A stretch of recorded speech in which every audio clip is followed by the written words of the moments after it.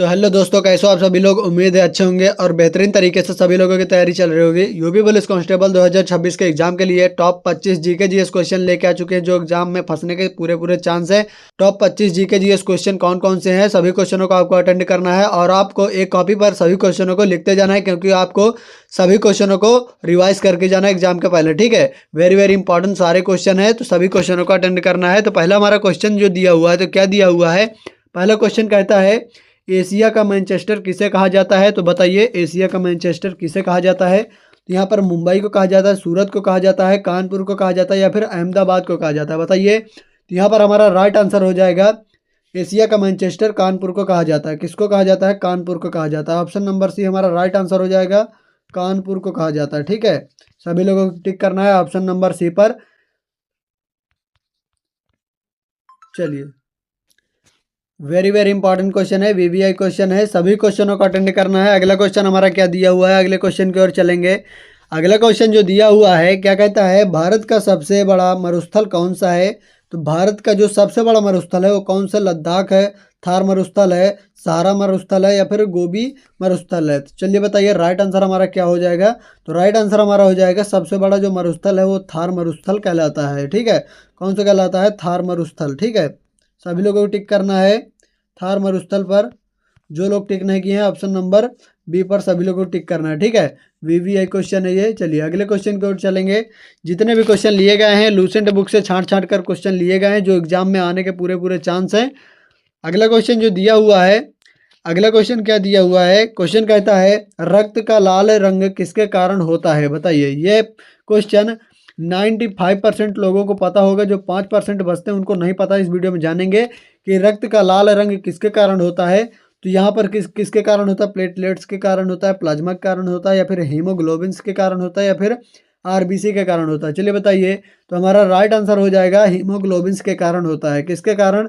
Option number सी, haemoglobins के कारण हमारा रक्त का लाल रंग होता है। ठीक है, चलिए अगले क्वेश्चन की ओर चलेंगे। अगला क्वेश्चन हमारा क्या दिया हुआ है। अगला क्वेश्चन कहता है ध्वनि तरंगे किस माध्यम में सबसे तेज चलती हैं। बताइए ध्वनि तरंगे किस माध्यम में सबसे तेज चलती हैं। तो जल में चलती हैं, वायु में चलती हैं या फिर निर्वात में चलती हैं या फिर ठोस में चलती हैं। तो यहाँ पर 90% लोगों का जवाब होगा कि राइट आंसर हमारा क्या हो जाएगा? वायु हो जाएगा। लेकिन हमारा राइट आंसर वायु बिल्कुल भी नहीं होगा।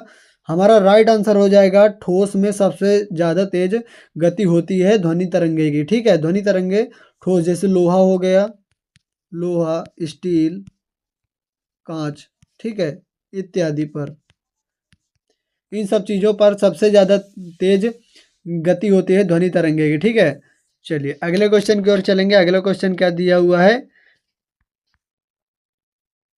अगला क्वेश्चन हमारा क्या दिया हुआ है यहाँ पर देखेंगे। क्वेश्चन कहता है हल्दी घाटी का युद्ध, हल्दी घाटी का युद्ध किनके बीच लड़ा गया था। ये आपको बताना है। शाहजहां राव प्रताप जी के बीच लड़ा गया था या फिर अकबर महाराणा प्रताप जी के बीच लड़ा गया था या फिर जहांगीर प्रताप जी के बीच में लड़ा गया था या फिर अकबर राणा सांगा के बीच लड़ा गया था। चलिए बताइए। तो राइट आंसर हमारा क्या हो जाएगा। तो राइट आंसर हमारा हो जाएगा अकबर महाराणा प्रताप के बीच लड़ा गया था। ठीक है, ऑप्शन नंबर बी हमारा राइट आंसर हो जाएगा, अकबर महाराणा प्रताप के बीच, दोनों के बीच लड़ा गया था। ऑप्शन नंबर बी हमारा राइट आंसर हो जाएगा। जिन लोगों ने ऑप्शन नंबर बी पर टिक किया उनको 100 में 100% राइट आंसर होने वाला है। तो अगली क्वेश्चन की ओर चलेंगे। अगला क्वेश्चन हमारा क्या दिया हुआ है, बड़ा ही शानदार क्वेश्चन है। अगला क्वेश्चन कहता है खानवा का युद्ध किस वर्ष हुआ था। बताइए खानवा का युद्ध किस वर्ष हुआ था। तो यहाँ पर 1527 ईस्वी में हुआ था, 1537 में हुआ था, 1530 में हुआ था, 1540 में हुआ था। तो ये आपको बताना है। ठीक है, तो हमारा राइट आंसर क्या होगा। तो हमारा राइट आंसर हो जाएगा ऑप्शन नंबर ए, हमारा राइट आंसर हो जाएगा 1527 में हुआ था। कब हुआ था? 1527 में हुआ था। ऑप्शन नंबर ए हमारा राइट आंसर हो जाएगा। सभी लोगों को टिक करना है। और यहाँ पर कुछ लोगों का जवाब होता है कि हमारा राइट आंसर हो जाएगा ऑप्शन नंबर 37 क्या हो जाएगा? 1537 हो जाएगा। ऑप्शन नंबर बी हमारा राइट आंसर होगा, लेकिन हमारा ये नहीं होगा। ऑप्शन नंबर ए हमारा राइट आंसर होगा। ठीक है, चलिए अगले क्वेश्चन की ओर चलेंगे। अगला क्वेश्चन क्या दिया हुआ है। चलिए अगला क्वेश्चन जो दिया हुआ, भारत का सबसे लंबा नदी तंत्र कौन सा है। तो बताना है गोदावरी है, नर्मदा है, गंगा है, ब्रह्मपुत्र है। तो जब भी आपसे पूछता है भारत का सबसे लंबा नदी यानी तंत्र कौन सा है, तो आपको बताना है कौन सी है, गंगा नदी है। ठीक है, कौन सी है, गंगा नदी है, आपको बताना है। ऑप्शन नंबर सी हमारा राइट आंसर हो जाएगा, गंगा नदी। ठीक है, इसी में से आपका क्वेश्चन और बन जाएगा एक, यदि कह देता है कि गंगा नदी की लंबाई कितनी है, तो आपको बताना है गंगा नदी की लंबाई 2525 किलोमीटर बताना है। ठीक है, 2525 किलोमीटर बताना है आपको। और गंगा नदी हमारी भारत की सबसे लंबी नदी मानी जाती है। यहाँ से आपके 3 क्वेश्चन बन सकते हैं। भारत का सबसे लंबा नदी तंत्र कौन सा है, तो आपको बताना है गंगा। और यहाँ पर एक क्वेश्चन और बनेगा कि यहाँ पर गंगा नदी की लंबाई कितनी होती है, तो आपको बताना है 2525 किलोमीटर बताना है। और यहीं से आपका क्वेश्चन और बन जाएगा कि भारत की सबसे लंबी नदी कौन सी, तो आपको बताना है गंगा नदी। ठीक है, चलिए आपको यहाँ पर भूलना नहीं है, नोट करना है सभी क्वेश्चनों को। ठीक है, अगला क्वेश्चन जो दिया हुआ है, क्वेश्चन कहता है भारत का पहला उपग्रह कौन सा था, बताइए। भारत का पहला उपग्रह कौन सा था, ये क्वेश्चन हमारा वेरी वेरी इंपॉर्टेंट क्वेश्चन है। ये वेरी वेरी इंपॉर्टेंट क्वेश्चन है, ये आ सकता है, पूरी चांस है। भास्कर है, आर्यभट्ट है, रोहिणी है, या फिर इनमें से कोई नहीं। तो हमारा राइट आंसर क्या हो जाएगा, तो जो भारत का पहला उपग्रह माना जाता है वो आर्यभट्ट माना जाता है। किसको माना जाता है, आर्यभट्ट जी को माना जाता है। ठीक है, आर्यभट्ट जी को माना जाता है। और कुछ लोग टिक करते हैं कि राइट आंसर हमारा रोहिणी हो जाएगा, लेकिन रोहिणी हमारा राइट आंसर नहीं होगा। ऑप्शन नंबर बी हमारा राइट आंसर होगा, आर्यभट्ट को माना जाता है पहला उपग्रह भारत का। ठीक है, चलिए अगले क्वेश्चन की ओर चलेंगे। अगला क्वेश्चन जो दिया हुआ है, अगला क्वेश्चन कहता है मीनाक्षी मंदिर कहाँ पर स्थित है। मीनाक्षी मंदिर कहाँ पर स्थित है, मदुरई पे स्थित है, या फिर कोणार्क में स्थित है, या फिर वाराणसी में स्थित है, या फिर माउंट आबू पर स्थित है। तो हमारा राइट आंसर क्या हो जाएगा, ये आपको बताना है। तो हमारा जो मंदिर मीनाक्षी मंदिर स्थित है, तो हमारा राइट आंसर हो जाएगा ऑप्शन नंबर ए हमारा राइट आंसर हो जाएगा, मदुरई पर स्थित है। ठीक है, मदुरई पर स्थित है, जो तमिलनाडु राज्य के मदुरई शहर पर स्थित है। ठीक है, तमिलनाडु राज्य पर, तमिलनाडु राज्य के शहर मदुरई पर स्थित है। ठीक है, ऑप्शन नंबर ए हमारा राइट आंसर हो जाएगा। सभी लोगों को टिक करना है ऑप्शन नंबर ए पर। वेरी वेरी इंपॉर्टेंट क्वेश्चन है। अगले क्वेश्चन की ओर चलेंगे। अगला क्वेश्चन क्या दिया हुआ है, यदि आपको जीके जीएस की पीडीएफ चाहिए तो टेलीग्राम चैनल को ज्वाइन करिए, लिंक डिस्क्रिप्शन पर मिलेगी। तो अगला क्वेश्चन जो दिया हुआ है, क्या दिया हुआ है, नाइटिंगेल ऑफ इंडिया के नाम से कौन प्रसिद्ध थी। तो लता मंगेशकर थी, सरोजनी नायडू थी, नूरजहाँ थी, या फिर इनमें से कोई नहीं। तो हमारा राइट आंसर क्या हो जाएगा, तो हमारा राइट आंसर हो जाएगा, कुछ लोगों का 90% लोगों का जवाब आता है कि हमारा राइट आंसर लता मंगेशकर होगा, लेकिन हमारा लता मंगेशकर राइट आंसर नहीं होगा। ठीक है, जो लोग ऑप्शन नंबर ए पर टिक किए हैं उनका 100% गलत है आंसर। राइट आंसर हमारा हो जाएगा सरोजनी नायडू। ठीक है, ऑप्शन नंबर बी हमारा राइट आंसर हो जाएगा, सरोजनी नायडू। सभी लोगों को टिक करना है सरोजनी नायडू पर। ठीक है, चलिए अगले क्वेश्चन की ओर चलेंगे। अगला क्वेश्चन क्या दिया हुआ है, अगला क्वेश्चन जो दिया हुआ है, मैकमोहन लाइन किन देशों के बीच है, बताइए। मैकमोहन लाइन किन देशों के बीच है, तो ये आपको बताना है पाकिस्तान और श्रीलंका के बीच है, भारत और चीन के बीच है, पाकिस्तान और चीन के बीच है, या फिर भारत और पाकिस्तान के बीच है। तो यहाँ पर 80% लोगों का जवाब आएगा कि राइट आंसर हमारा हो जाएगा भारत और चीन। ठीक है, काफ़ी लोगों ने पढ़ा होगा कि भारत और चीन होगा, लेकिन ये हमारा राइट आंसर नहीं होगा। ठीक है, जब भी कहता है कि मैकमोहन लाइन किन देशों के बीच है, तो आपको बताना है भारत और पाकिस्तान के बीच है। ठीक है, ऑप्शन नंबर डी हमारा राइट आंसर हो जाएगा। यहाँ पर क्या हो जाएगा, इंडिया से। ठीक है, इंडिया और पाकिस्तान के बीच है मैकमोहन लाइन। ठीक है, चलिए अगले क्वेश्चन की ओर चलेंगे। अगला क्वेश्चन हमारा क्या दिया हुआ है, अगला क्वेश्चन कहता है भारत के पहले मुस्लिम राष्ट्रपति कौन थे। भारत के पहले मुस्लिम राष्ट्रपति कौन थे, तो राइट आंसर हमारा क्या होगा, ये आपको बताना है। डॉक्टर एपीजे अब्दुल कलाम होगा, फारूकुद्दीन अली अहमद होगा, या फिर डॉक्टर जाकिर हुसैन होगा, या फिर इनमें से कोई नहीं। तो हमारा राइट आंसर क्या कहलाता है, तो जब भी कहता है भारत के पहले मुस्लिम राष्ट्रपति कौन थे, तो आपको बताना है डॉक्टर जाकिर हुसैन। ठीक है, डॉक्टर जाकिर हुसैन हमारे भारत के पहले मुस्लिम राष्ट्रपति माने जाते हैं, डॉक्टर जाकिर हुसैन। ठीक है, जाकिर हुसैन, सॉरी यहाँ पर एक गलत है, हुसैन। चलिए ऑप्शन नंबर सी हमारा राइट आंसर हो जाएगा। सभी लोगों को टिक करना है ऑप्शन नंबर सी पर।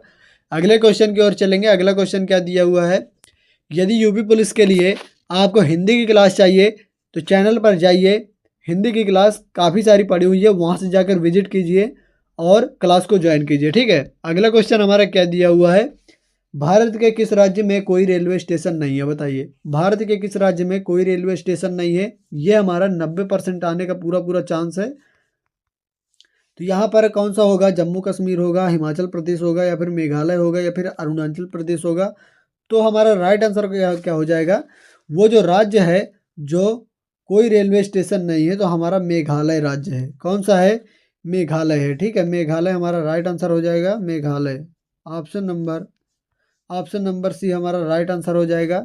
चलिए अगले क्वेश्चन की ओर चलेंगे। अगला क्वेश्चन हमारा जो दिया हुआ है यहाँ पर देखेंगे तो क्वेश्चन कहता है बन सागर बांध किस नदी पर बना है, बताइए। बन सागर बांध किस नदी पर बना है, तो आपको बताना है नर्मदा नदी पर, सोन नदी पर, कावेरी पर, या फिर गंगा नदी पर। तो हमारा राइट आंसर क्या हो जाएगा, तो जो बन सागर बांध जो स्थित है यानी है तो किस नदी के किनारे पर बसा है यानी बना है, तो हमारा सोन नदी के किनारे से। ठीक है, सोन नदी के, सोन नदी के। ऑप्शन नंबर बी हमारा राइट आंसर हो जाएगा। सभी लोगों को टिक करना है। चलिए अगले क्वेश्चन की ओर चलेंगे। अगला क्वेश्चन क्या दिया हुआ है, क्वेश्चन दिया हुआ है स्टेट बैंक ऑफ इंडिया का राष्ट्रीयकरण कब कब किया गया था। स्टेट बैंक ऑफ इंडिया का राष्ट्रीयकरण कब किया गया था, 1 जनवरी 1949 ईस्वी को किया गया था, 26 जनवरी 1950 को, 1 जुलाई 1955 को, या फिर 19 जुलाई 1969 ईस्वी को। तो ये बताना है आपको। ठीक है, तो हमारा राइट आंसर हो जाएगा ऑप्शन नंबर सी हमारा राइट आंसर हो जाएगा, 1 जुलाई 1955 ईस्वी को किया गया था। ठीक है, ऑप्शन नंबर सी हमारा राइट आंसर हो जाएगा। सभी लोगों को टिक करना है ऑप्शन नंबर सी पर। ठीक है, और कुछ लोग टिक करते हैं कि राइट आंसर हमारा हो जाएगा ऑप्शन नंबर ए, 1 जनवरी 1949 ईस्वी को, लेकिन हमारा ये बिल्कुल भी नहीं होगा। ठीक है, ऑप्शन नंबर सी पर आपको टिक करना है। चलिए अगले क्वेश्चन की ओर चलेंगे। अगला क्वेश्चन क्या दिया हुआ है, सबसे अधिक गन्ना उत्पादक राज्य कौन सा है, तो उत्तर प्रदेश है, महाराष्ट्र है, कर्नाटक है, आंध्र प्रदेश है। तो ये आपको बताना है। तो हमारा राइट आंसर हो जाएगा option number A, Uttar Pradesh. ठीक है, उत्तर प्रदेश राइट आंसर हो जाएगा। सभी लोगों को टिक करना है, Uttar Pradesh UP. Option number A हमारा राइट आंसर हो जाएगा। सबसे अधिक गन्ना उत्पादक राज्य जो है वो उत्तर प्रदेश को माना जाता है। चलिए अगले क्वेश्चन की ओर चलेंगे। अगला क्वेश्चन जो दिया हुआ है, क्या दिया हुआ है, क्वेश्चन कहता है भारत की सबसे लंबी सीमा किस देश की लगती है, बताइए। चीन की लगती है, पाकिस्तान की लगती है, नेपाल की लगती है, बांग्लादेश की लगती है। तो यहाँ पर 98% लोगों का जवाब होता है कि हमारा राइट आंसर हो जाएगा चीन लगती है, लेकिन हमारा चीन बिल्कुल भी नहीं होगा। तो राइट आंसर हमारा क्या हो जाएगा, राइट आंसर हो जाएगा बांग्लादेश। भारत की सबसे लंबी सीमा बांग्लादेश की लगती है, किसकी, बांग्लादेश की। ठीक है, बांग्लादेश की लगती है। ऑप्शन नंबर डी हमारा राइट आंसर हो जाएगा। अगले क्वेश्चन की ओर चलेंगे। ये जो क्वेश्चन है हमारा, ये क्वेश्चन हमारा मोस्ट इंपॉर्टेंट है, ये आने का पूरा पूरा चांस है, तो आपको मिस नहीं करना। सभी क्वेश्चनों को आपको लिखते जाना है कॉपी पर। ठीक है, क्योंकि आपको एग्जाम के पहले इन सभी क्वेश्चनों को रिवाइज करना है। ठीक है, चलिए अगले क्वेश्चन की ओर चलेंगे। अगला क्वेश्चन जो दिया हुआ है, क्वेश्चन कहता है विश्व का चीनी का कटोरा किसे कहा जाता है, विश्व का चीनी का कटोरा किसे कहा जाता है, तो ये आपको बताना है। तो विश्व का चीनी का कटोरा कहा जाता है, चीन को कहा जाता है, भारत को कहा जाता है, क्यूबा को कहा जाता है, या फिर फिजी को कहा जाता है, बताइए। तो हमारा राइट आंसर हो जाएगा। तो यहाँ पर कुछ लोगों का जवाब होता है चीन हो जाएगा। चीन का क्वेश्चन देखकर चीन नहीं होगा। ठीक है, हमारा राइट आंसर हो जाएगा क्यूबा, राइट आंसर होगा। ठीक है, क्यूबा हमारा राइट आंसर हो जाएगा। ऑप्शन नंबर सी हमारा राइट आंसर हो जाएगा। सभी लोगों को टिक करना है ऑप्शन नंबर सी पर। ठीक है, चलिए अगले क्वेश्चन की ओर चलेंगे। अगला क्वेश्चन जो दिया हुआ है, क्या कहता है ज्ञानपीठ पुरस्कार किस क्षेत्र के लिए दिया जाता है, बताइए। ज्ञानपीठ पुरस्कार किस क्षेत्र के लिए दिया जाता है, फिल्म के लिए दिया जाता है, साहित्य के लिए दिया जाता है, या फिर खेल के लिए दिया जाता है, या फिर विज्ञान के लिए दिया जाता है, चलिए बताइए। तो हमारा राइट आंसर क्या हो जाएगा, ऑप्शन नंबर बी हमारा राइट आंसर हो जाएगा, साहित्य के लिए दिया जाता है। जो ज्ञानपीठ पुरस्कार है वो साहित्य के लिए दिया जाता है? ऑप्शन नंबर बी हमारा राइट आंसर हो जाएगा। सभी लोगों को टिक करना है ऑप्शन नंबर बी पर, ठीक है। चलिए अपना स्कोर भी बताना है लास्ट में कि आपके 25 क्वेश्चन में से कितने क्वेश्चन सही हैं। यदि आपको जीके जीएस जनरल साइंस की भी वीडियो चाहिए तो चैनल पर जाइए, काफ़ी सारी वीडियो पड़ी हुई हैं और बेस्ट से बेस्ट क्वेश्चनों को रिवाइज करिए, ठीक है। अगला क्वेश्चन क्या दिया हुआ है? क्वेश्चन कहता है लज्जा नामक किताब की लेखिका का नाम है, बताइए। तो यहाँ पर लज्जा नामक किताब की लेखिका का क्या नाम है? तो तस्लीमा नसरीन नाम है, या फिर तहमीना दुरानी नाम है, या फिर तरला दलाल नाम है, या फिर इनमें से कोई नहीं। तो हमारा राइट आंसर क्या हो जाएगा? हमारा राइट आंसर हो जाएगा ऑप्शन नंबर ए हमारा राइट आंसर हो जाएगा, तस्लीमा नसरीन, ठीक है। ऑप्शन नंबर ए हमारा राइट आंसर होगा। सभी लोगों को टिक करना है ऑप्शन नंबर ए पर। चलिए अगले क्वेश्चन की ओर चलेंगे। ये जो क्वेश्चन हमारा दिया हुआ है, ये क्वेश्चन हमारा पीवाई की क्वेश्चन है, ठीक है। ये भी हमारा क्वेश्चन पीवाई की क्वेश्चन है। ये कई बार हमारा क्वेश्चन पूछा गया है और आपको ये क्वेश्चन आपको रिवाइज करना है, ठीक है। चलिए अगले क्वेश्चन की ओर चलेंगे। अगला क्वेश्चन क्या दिया हुआ है? महाभारत किसने लिखी? बताइए महाभारत किसने लिखी? तो राइट आंसर क्या हो जाएगा? तो वाल्मीकि जी ने लिखी, वेद व्यास ने लिखी, सूरदास ने लिखी, कोई नहीं। तो राइट आंसर हमारा क्या हो जाएगा इनमें से? तो हमारा राइट आंसर क्या हो जाएगा? यहाँ पर 99% लोगों का जवाब होता है कि राइट आंसर हमारा वाल्मीकि होगा, लेकिन हमारा वाल्मीकि राइट आंसर बिल्कुल भी नहीं होगा। हमारा राइट आंसर हो जाएगा ऑप्शन नंबर बी, हमारा राइट आंसर होगा वेद व्यास, ठीक है। वेद व्यास हमारा राइट आंसर होगा, वेद व्यास हमारा राइट आंसर हो जाएगा ऑप्शन नंबर बी। सभी लोगों को टिक करना है। चलिए कंफ्यूज नहीं होना है, वाल्मीकि पर आपको बिल्कुल भी टिक नहीं करना है, ऑप्शन नंबर वेद व्यास पर ही टिक करना है, ऑप्शन नंबर बी पर, ठीक है। ये क्वेश्चन आ सकता है। अगले क्वेश्चन की ओर चलेंगे। अगला क्वेश्चन क्या दिया हुआ है? क्वेश्चन कहता है आधुनिक कंप्यूटर का डिजाइन किसने तैयार किया? तो चार्ल्स बैबेज ने तैयार किया, जॉन वॉन न्यूमान ने तैयार किया, या फिर बिल गेट्स ने तैयार किया, या फिर न्यूटन ने तैयार किया। तो बताइए, न्यूटन तो हो नहीं सकता, इनमें से हमारे कोई एक आंसर है। तो आपको बताना है राइट आंसर क्या हो जाएगा। तो राइट आंसर हमारा हो जाएगा ऑप्शन नंबर बी, हमारा राइट आंसर होगा जॉन वॉन न्यूमान ने किया था आधुनिक कंप्यूटर का डिजाइन, ठीक है। और यहाँ पर ऑप्शन नंबर बी हमारा राइट आंसर होगा, ठीक है। और कुछ लोगों का जवाब आता है कि हमारा राइट आंसर होगा चार्ल्स बैबेज, लेकिन हमारा चार्ल्स बैबेज बिल्कुल भी नहीं होगा। जो कंप्यूटर के जनक माने जाते हैं वो चार्ल्स बैबेज माने जाते हैं। यदि कहता है आधुनिक कंप्यूटर का डिजाइन किसने तैयार किया, तो आपको बताना है जॉन वॉन न्यूमान ने तैयार किया, ठीक है। यहाँ से आपके दो क्वेश्चन बनेंगे कि कंप्यूटर का जनक किसे कहा जाता है, तो आपको बताना है चार्ल्स बैबेज। यदि कहता है आधुनिक कंप्यूटर का डिजाइन किसने तैयार किया, तो आपको बताना है जॉन वॉन न्यूमान ने तैयार किया, ठीक है, ऑप्शन नंबर बी। यहाँ पर आपके विकल्प ऊपर नीचे हो सकते हैं, लेकिन आपका विकल्प चेंज नहीं हो सकता। जैसे जॉन वॉन न्यूमान ने किया तो ये आपका चेंज नहीं होगा, क्योंकि हमारा राइट आंसर यही है, ठीक है। चलिए अगले क्वेश्चन की ओर चलेंगे। अगला क्वेश्चन हमारा क्या दिया हुआ है? क्वेश्चन कहता है जितने भी क्वेश्चन लिए गए हैं यूपी पुलिस कांस्टेबल 2026 के एग्जाम के लिए गए हैं, जो एग्जाम के पैटर्न पर आधारित है सभी क्वेश्चन, ठीक है। तो अगला क्वेश्चन हमारा दिया हुआ है हॉटलाइन क्या है? तो आपको बताना हॉटलाइन क्या है। तो एक विद्युत तार है, या फिर एक विद्युत संचार कड़ी है, या फिर हार्ड डिस्क है, या फिर इनमें से कोई नहीं। तो हमारा राइट आंसर क्या हो जाएगा ये आपको बताना है, ठीक है। तो हमारा राइट आंसर हो जाएगा ऑप्शन नंबर बी, हमारा राइट आंसर हो जाएगा एक दूर संचार कड़ी है, ठीक है। एक दूर संचार कड़ी है जो हॉटलाइन कहलाती है, ठीक है। ऑप्शन नंबर बी हमारा राइट आंसर हो जाएगा। सभी लोगों को टिक करना है। चलिए अगले क्वेश्चन की ओर चलेंगे। अगला क्वेश्चन जो दिया हुआ है, क्या दिया हुआ है?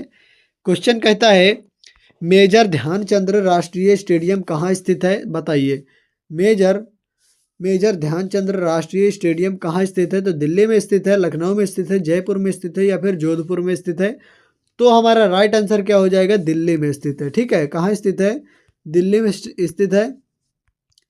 यदि कह देता है कि मेजर ध्यानचंद्र राष्ट्रीय स्टेडियम किसके लिए प्रसिद्ध है, तो आपको बताना है हॉकी के लिए प्रसिद्ध है, ठीक है।